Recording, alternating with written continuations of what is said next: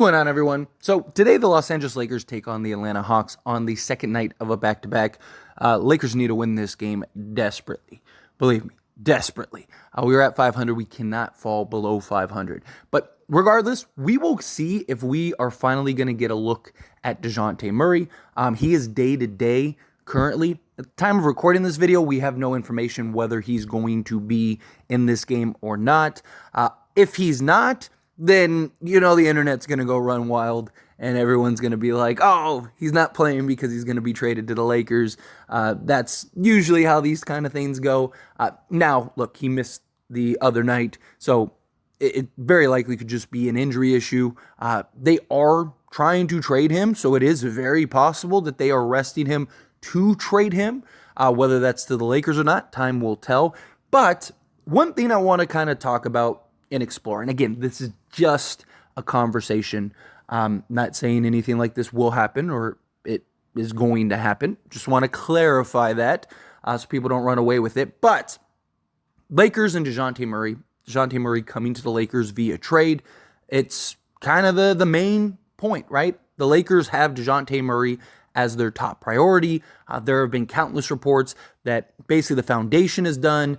Very well could take a 3-team deal as D'Angelo Russell will end up having to go to another team. Maybe the Lakers end up keeping D'Lo because of D'Lo's recent play. The Lakers are really hesitant now to trade him, so maybe they try to include like a Rui deal to make that happen.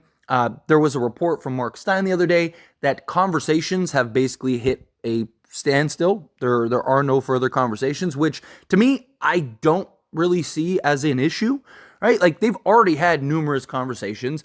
We got reports like a week or so ago that said that they weren't going to have conversations again until closer to the trade deadline. So the Mark Stein report to me doesn't really sound like it was a bad thing. It just sounds like, well, yeah, that's what's to be expected, right?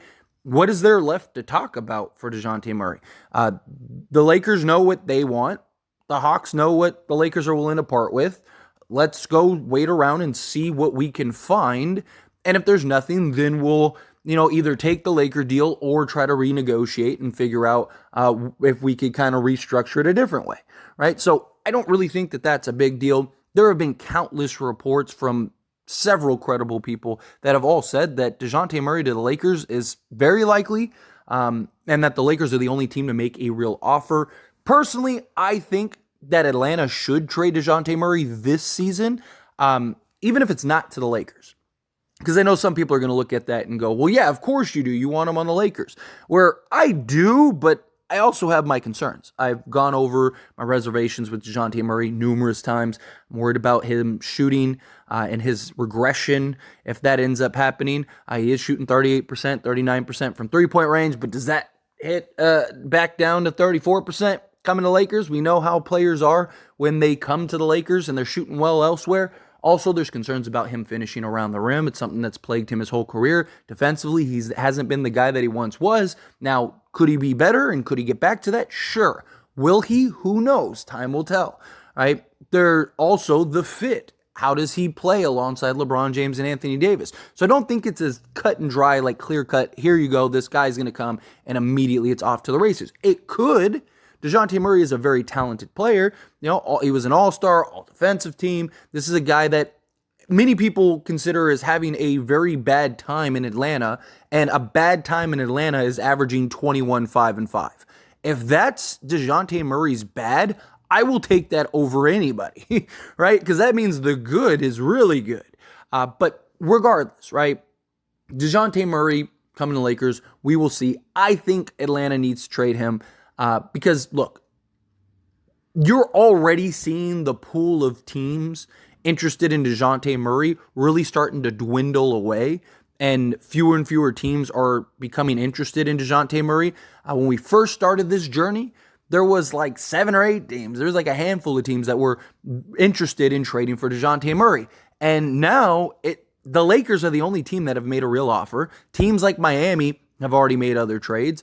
Teams like the Knicks have already made other trades, right? Philadelphia says that they're not interested in Dejounte Murray. They're going to wait and be patient. They want a real impactor type star. They don't believe Dejounte Murray is that. So unless some team comes out of the woodworks, then the pool again is very limited. and it's not going to get bigger.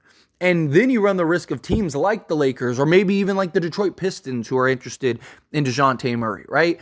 Do you really want to run the risk that those two teams end up going a different direction and now you end up stuck with Dejounte Murray? Could be a real problem. But here's the thing too. Here's my little, let's put our tinfoil cap on for a moment. Again, just a conversation. But if the Lakers are going to trade for Dejounte Murray, wouldn't it make sense for Atlanta to trade Dejounte Murray after the Lakers game, right? Like, because you don't want to trade him during or before the Lakers game, because then you got to see him, right?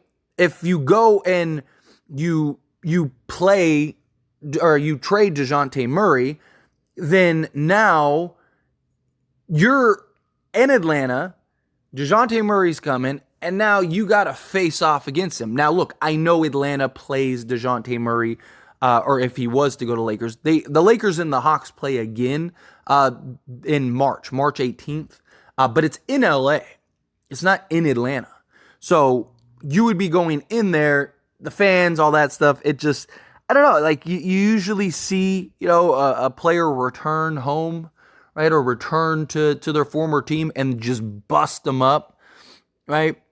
Where if they're in LA, you'd rather get busted up on the road than like the home fans have to see Dejounte Murray and have to see Dejounte Murray go off for like 30, 10, and 10 that game. Not saying that he would, but something like that. He has some like crazy monster game because he wants to stick it to Atlanta and show them that they messed up type thing. And you're on your home court. He just runs through Atlanta and now all the fans and everyone are screaming, why did you trade this guy?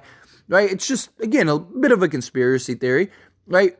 But even then, even if like you didn't care, you do want to see Dejounte Murray as few times as possible, right? You don't want to have to keep running into Dejounte Murray and like every time you have to deal with it. Now, obviously you're going to run into him year in and year out, but eventually that cushion and that like, that just hype eventually dissipates, right? Like even when LeBron goes to Cleveland now, it's not what it used to be. Like when that first year where Miami LeBron ended up going to Cleveland, that was the most like anticipated game probably ever, right? Or when, he went back to Cleveland in that first game against Miami was again another highly anticipated, but the more you go, the more you see it's like, okay, it's just another game at this point, right? So if you're Atlanta, you want to see and play Dejounte Murray as few times as possible.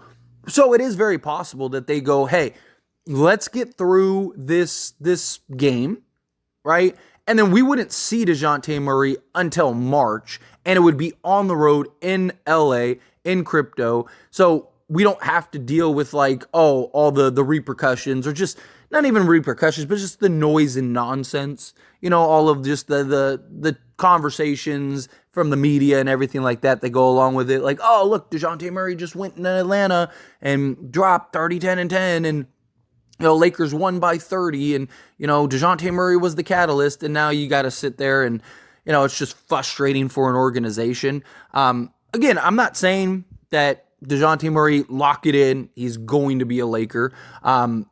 Both sides have to come to an agreement. Both sides have to come to a trade. I do think it makes sense at this point, right? Atlanta, it's clearly not working with Dejounte Murray. Dejounte Murray clearly doesn't seem to fit in Atlanta.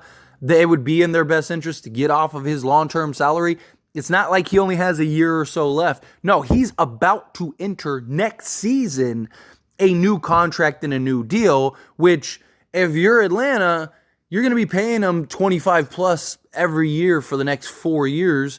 And you're running the risk of all these teams, like the Lakers, going a different direction. Now the Lakers don't have an interest in Dejounte Murray. Now they don't need Dejounte Murray. They've already figured it out, right? Or, in the offseason, maybe they go and they end up trading and getting a Donovan Mitchell or something like that. Again, not saying that they will, but you never know. Lakers would have 3 firsts available in the offseason if they don't make a big trade now. So then all of a sudden they make some minor moves, they go make that, and you're like, all right, Lakers, we're down to trade Dejounte now, and it's like, well, it's too late. Right? And Atlanta learned their lesson with John Collins, right? That's something else that I think people need to keep in mind, right? Every year for like 4 years, John Collins was going to be traded. He was on the trade block. This is the year that they're going to trade him. They're going to trade him. They're going to trade him. And then they never ended up trading him. And then they ended up trading him for peanuts compared to what they originally could have gotten for him, right? And I get that they put a ton of investment into Dejounte Murray. But hey, sometimes you got to bite the bullet. Sometimes you make a bad investment or make a bad decision and it costs you.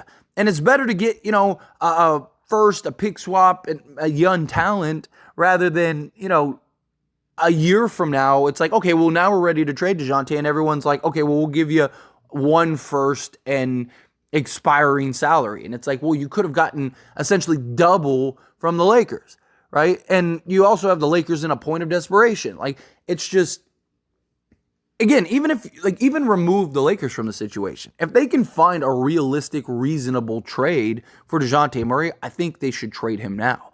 If Detroit comes along and they're like, hey, we'll give you a young guy that makes sense for now and the future for Atlanta, and on top of that, we could go and get a first or 2 or whatever, then sure, go get Dejounte Murray. Go trade Dejounte Murray to Detroit. Or, if the Knicks come along and they say, whoever. But the problem is again, you had all these teams that were interested and willing, and now it's just the name that you keep hearing is the Lakers as the only serious, actual buyers in the Dejounte Murray market. So it'll be interesting. But anyway, as always, this is a discussion, so I pass the question on you. Let me know your thoughts and opinions down in the comments below. What do you think? Do you think that this makes sense? Do you think you trade him after, he would play his homecoming game? Because you don't want to trade him and then now you got to see him in Atlanta and deal with that. Or do you think, no, it's not going to happen, period? Do you think, no, it will happen, but it'll be closer to the trade deadline? Again, how you feel, what your thoughts are, love to hear it. Let me know down in the comments below. That being said, if you haven't liked this video, hit that like button. Helps me out a lot. Lets me enjoy these types of videos, and I truly appreciate it. If you're not subscribed to the channel, hit that subscribe button. Turn on the bell notifications. Appreciate y'all. See you in the next one. Thank you.